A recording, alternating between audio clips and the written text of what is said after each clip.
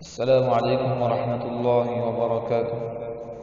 الحمد لله رب العالمين، الصلاة والسلام على سيد الأنبياء والمرسلين وعلى آله وأصحابه أجمعين، أما بعد، فأعوذ بالله من الشيطان الرجيم. بسم الله الرحمن الرحيم. يا أيها الذين آمنوا قوا أنفسكم وأهليكم نارا، صدق الله العظيم. قال النبي صلى الله عليه وسلم: كل بني آدم خطاؤون وخير الخطائين التوابون المستغفرون، أو كما قال عليه الصلاة والسلام. بزرگان محترم، سامعین کرام، جنت کا آسان راستہ یعنی اس کی آخری قسط ہے جس کا عنوان گناہوں سے کیسے بچا جائے، اس پر گفتگو ہوگی، بغور سماعت فرمائیں۔ یہاں پر ایک سوال ہوتا ہے کہ آج فتنوں کا دور ہے، اس دور میں گناہوں سے کیسے بچیں، اس کی تدبیریں کیا ہیں؟ کیونکہ فتنوں کا ایک سیلاب ہے جس نے پورے معاشرے کو گھیرے میں لے رکھا ہے۔ آدمی اپنے آپ کو کس طرح گناہوں سے بچائیں، آنکھ، کان، ہاتھ وغیرہ کیسے محفوظ رکھیں؟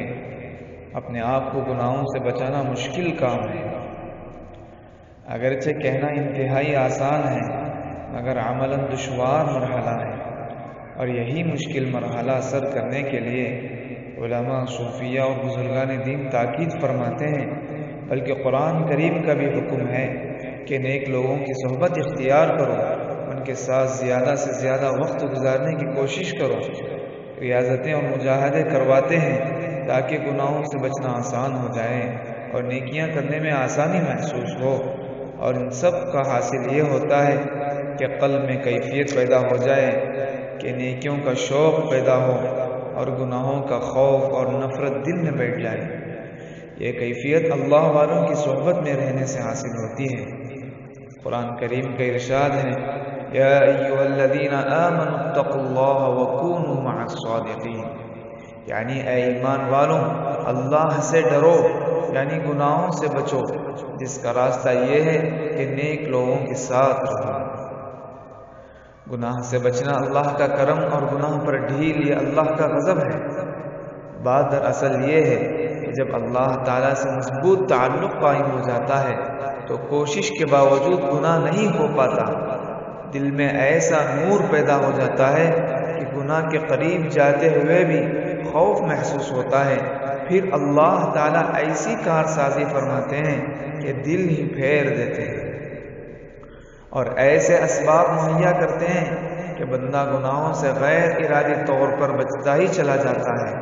یہ کرم خداوندی ہے کہ انسان کو گناہوں سے بچا لیتا ہے، اور جب کسی کو گناہ پر ڈھیل ملنی شروع ہو جائے تو وہ اللہ کا غضب ہوتا ہے، کیونکہ ڈھیل ملنے کے بعد اچانک گرفت ہوتی ہے۔ ارشاد خداوندی ہے: ان بطش ربک لشدید، بے شک تیرے رب کی پکڑ بہت سخت ہے۔ بزرگوں کی صحبت و تربیت سے نیکیاں آسان اور لذیذ ہو جاتی ہیں اور گناہ مشکل ہو جاتے ہیں اور ان سے وحشت ہونے لگتی ہے۔ تو الغرض اللہ تعالیٰ سے دعا ہے، اللہ تعالیٰ ہم سب کو ہر وقت گناہ سے بچنے کی توفیق نصیب فرمائے، اور جب بھی گناہ ہو جائیں فوراً اللہ تعالیٰ سے رجوع ہو کر اللہ سے گڑ گڑا کر توبہ کرنے کی توفیق نصیب فرمائے۔ آمین وآخر دعوانا الحمد للہ رب العالمین۔